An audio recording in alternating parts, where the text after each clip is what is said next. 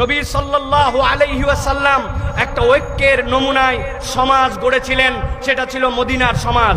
আমরা যদি খুব গভীরভাবে লক্ষ্য করি তাহলে দেখব রাসূলুল্লাহ সাল্লাল্লাহু আলাইহি ওয়াসাল্লাম মুহাজির এবং আনসারদের মধ্যে একটা চমৎকার সমন্বয় ঘটিয়েছিলেন। কেমন সমন্বয় ঘটিয়েছিলেন?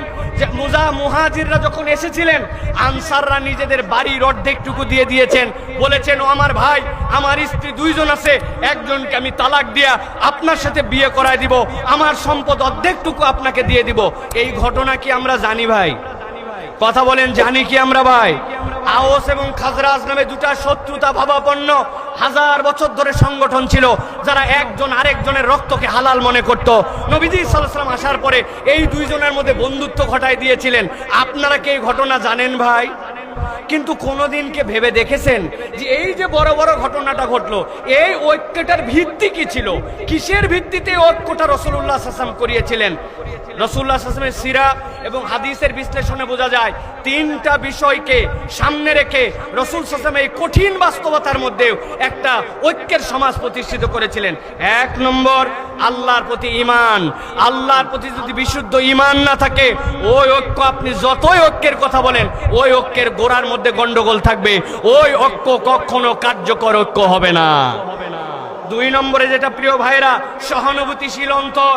আজকের ইমানদার আমরা যারা সহানুভূতিশীল অন্তর না, রুড়ো যত, গরম যত, যে যত কাঠখোট্টা আমরা মনে করছি তত বোধহয় ইমানদারদের পারফরমেন্স। অথচ জেনে রাখেন রাসূলুল্লাহ সাল্লাল্লাহু আলাইহি ওয়াসাল্লামের ব্যাপারে কোরআন মজিদের কোথাও বলা নাই নবীজি সাল্লাল্লাহু আলাইহি ওয়াসাল্লাম অনেক সুন্দর একজন নামাজ আদায়কারী ছিলেন, অথচ নবীর থেকে সুন্দর সালাত কেউ আদায় করতে পারবে না।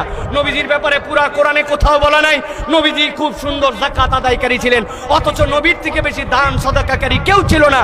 নবীজি সাল্লাল্লাহু আলাইহি ওয়াসাল্লাম বলেছেন খুযু আন্নী মানাসিকাকুম, আমার থেকে হজ শিখো, অথচ কোরআনে কোথাও প্রশংসা করা হয় নাই আল্লাহর নবী খুব ভালো হজ করেছেন, অথচ রাসূলুল্লাহ সাল্লাল্লাহু আলাইহি ওয়াসাল্লামের সুন্দর হজ কিয়ামত পর্যন্ত আর কেউ করতে পারবে না।